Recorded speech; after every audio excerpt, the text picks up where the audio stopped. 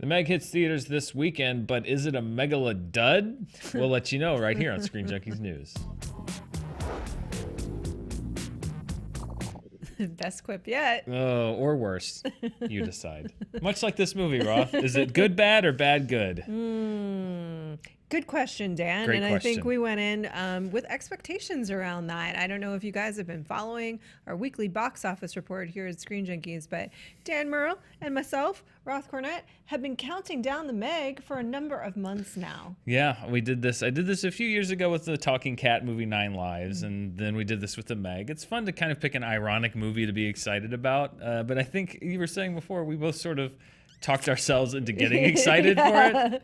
I started to buy into my own narrative, and the truth is there is a piece to that is very real for me.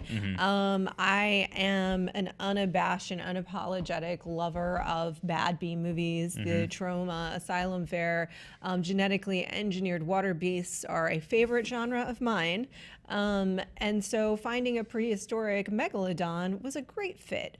I love Deep Blue Sea, unironically. I absolutely adore that movie. And so I truly was hoping that this would be the Deep Blue Sea of this generation. Yeah. And I do believe I started to buy into my own narrative of the hype around the Meg. So perhaps I, unfairly to the film even, went in with unfair expectations of what it was going to deliver, because in my mind, I already had the movie I wanted. Yeah, I think for me it was that the movie itself didn't quite seem to know what it wanted to be, because it seemed very self-aware on one hand of what it was, and I think there's a place for movies like that. Yeah. I think there's a place for movies that are like, you know what, we're gonna be big and stupid and dumb, and we're gonna occupy this corner of just like schlock, but like not schlock because it's poorly made, but because we're just going to do this really stupid idea. There's a place for that, and there are some movies like that I enjoy. What didn't work for me with this movie was that there was one half of it that was that, and then there was the other half of the movie that tried to legitimately be like, we want you to care very deeply for these characters, and we're going to spend a lot of time talking about it. There's a time and a place for that kind of movie, and there's a time and a place for the big dumb B movie, and this movie wanted to be both, and I think in doing that, it was neither. It feels like it should have gone all the way out with crazy gore, like Deep Blue Sea did. Yeah. Crazy gore and blood and stuff, but they obviously wanted it to be PG-13. So you're waiting for that payoff that doesn't come, and it just seemed to have such a complete split personality that it didn't end up accomplishing any of the goals that I think it set out to. Yeah, I think there's movies that feel really tonally dissonant. This one doesn't feel so tonally dissonant that it's jarring as the viewer, but what it feels like is that it committed to non-commitment. And in so doing, what Deep Blue Sea does really, really well, and I mean this legitimately, especially for the time period that it came out, was that it undercut every single trope that you thought it was going to fulfill. It was so aware of what the expectations of the viewer would be around that movie, from who would survive, which characters would win the day, who was ultimately heroic and who was not. The cook is not going to be the one that you go into this movie thinking he's the guy that's going to survive the day, but he does. And spoilers for a decades-old plus movie. 20-year-old movie. Yeah, exactly. In addition to that, I mean, it sort of fulfilled the tropes of any disaster movie genre. We know that iconic scene now with Sam Jackson giving this big uplifting speech, and who cares? The shark's about to eat you, and then it swims out and it high fins the other shark.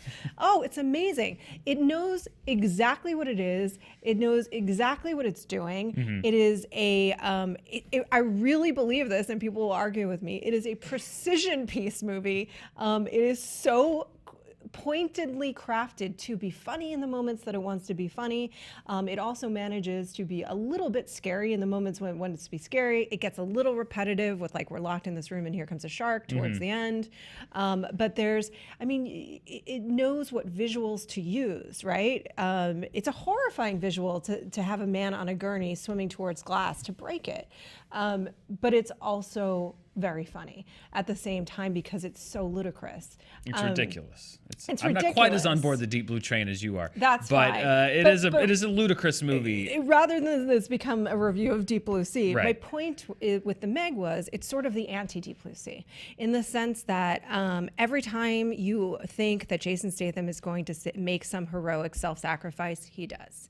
Every time, every character that in the beginning of the movie you think is likely disposable, they are. Yeah. The people that you think will survive do. There is a very, very forced love story that does not earn its result. Was that a love story? Was it? You know, and there's some dissonant acting styles, right? So Rainn Wilson seems to know what movie he's actually in, and Rainn Wilson is the most self-aware guy in the movie. He's performing like he's in a movie about a megalodon. Exactly. Yes. Rainn Wilson is the only one that knows what and he's playing a billionaire, which is yes.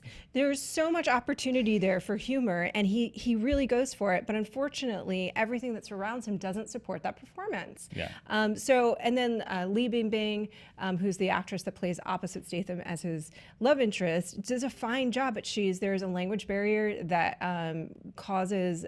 I think that they're not quite able to play off each other in the way that. So instead, it's like close up the movie. Yeah. It's so many, for a movie about a shark, there are so many close-ups on people's face. That's not what, I don't want to see Jason's reaction to a charming thing this woman said. I want to see him punch a shark. And there are a couple of, and this is where it's at its strengths. It has some great B-movie moments where you glimpse like this sort of over-the-top bacchanalia this movie could have been, in the sense of like there are moments when it goes so just like, oh my god, that is both the stupidest and the most awesome thing that I've ever seen.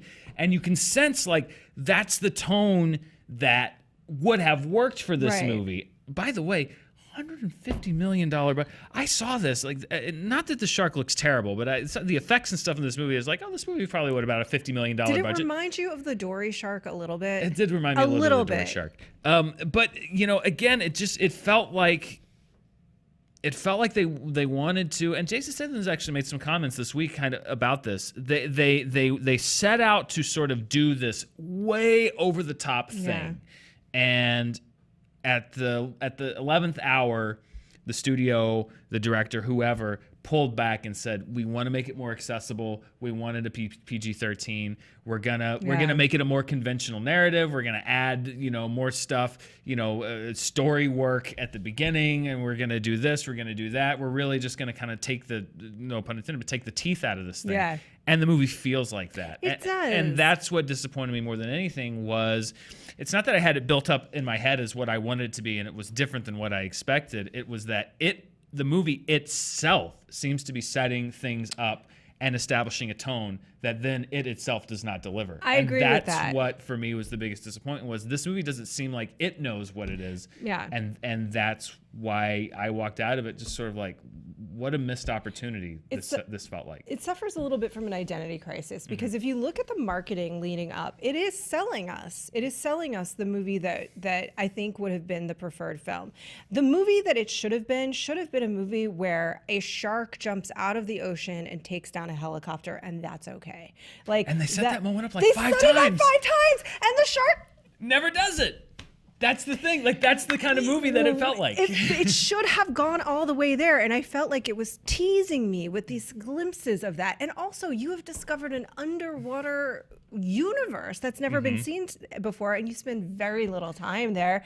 It doesn't really, and there's moments that they actually played up. There could have been fearful moments of tension and this monster and what is it, and they never really play that up. So they don't fully play up hiding the shark, but they also don't fully play into seeing enough of the blood and the gore and the ridiculousness of what a shark of this size could actually do. There are so many opportunities for, in horror movie terms, they call them kills, which is a little dark. Gags. Yeah. But there's so many opportunities for very creative, never before seen gags around what the shark is capable to do, surely because of the size. And you see hints of it, but not enough. That said, it's not without dumb summer fun. No, it has those. That's what I say. It has some of those moments, which were the ones that I sort of just kind of rolled my eyes and shook my head at, and just was like, okay, that's the one in particular that I think was just like, it's so stupidly just audacious and just like, yeah, okay, you got me. I tip my cap to you. The one, I think I know the one you're talking about. And it's just like, you got me. Good move, Meg. But I kept waiting for it to continue doing that, and it just, every time I thought it was going to take a turn towards unconventional, it just took a left-hand turn right back into convention safe territory. And if you have an 80-foot shark that's cruising toward a beach that looks like it has 3,000 people in the water, and you're waiting for this carnage, and you that only never minimally comes. pay it off, then the audience is left feeling deflated. Yeah, it's not the expectation that we come in on our own shoulders. It's the expectation that the movie itself establishes canonically inside itself, that it then fails to pay off. That's the disappointment. Time and time again, except for the one moment I believe you're talking about, in which I thought that is the movie that this should be the entire way through. Yeah. It sort of crests upon some kind of big payoff and then backs away from it, and it's really, really too bad. I think what it does well, or what I would, I guess, say are its strengths, or there's a little girl who I think sort of steals the show comedically. Rainn Wilson is doing his job in terms of understanding what film he's in. The place setting of the location is a bit repetitive. In fact, they are very pointedly riffing on some previously seen films that have to do with sharks. One sequence on the beach in particular is just pointedly riffing on Jaws. And you know what I'm talking about. So, which would be fine if you then, and it does twist it just a little bit to make a half-hearted joke at the end of that. But if you're going to do that, I think you have to lean all the way into that and just pointedly be riffing on things we've seen before and then twisting them. I think that is where the movie fails, is that it never commits fully to being what it could be in terms of a film that understands that it is a shark movie, that is in a lexicon of shark movies, and really playing with that. So as much as like you might want to see Jason Statham as the great hero of the world, this offers that. There's some fun shark action, but there are very few surprises to be had, and there are very few big payoffs to be had in terms of how the shark actually behaves. Yeah, I can't really recommend it. I'm sad to say there are some effective sequences, but they're way too few and far between. And again, would you give it in your review? Well, I don't like rating movies, but I have, with when we write reviews now, there's a ratings component. I gave it a 2.5. Yeah. But I would much prefer to give it a rating of watch what we just said. Yeah. And think, and then draw your own conclusions. But yeah, no, it's straight down the middle for me. I can't really recommend it. I'm sure there's going to be some people that go out and have fun with it. I'm not going to tell you that you didn't have fun, and I'm not going to tell you there's no fun to be had. There just wasn't enough of it in this movie for me, and more than anything, it feels like there was a movie to be made here. It just wasn't the movie that ended up on the screen. So, not a recommendation, unfortunately, for the Meg.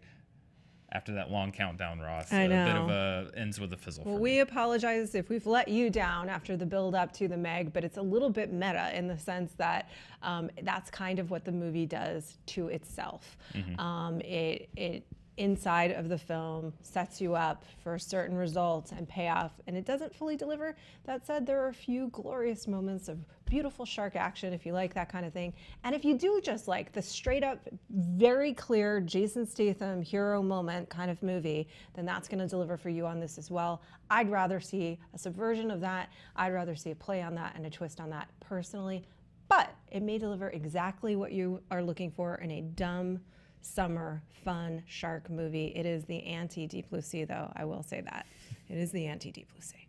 It's a little close to Deep Blue Sea than you want to admit. Okay. Thanks for watching our review. We'll be back soon with even more as we wind down the summer months, wind down August. Thanks for watching. See you next time.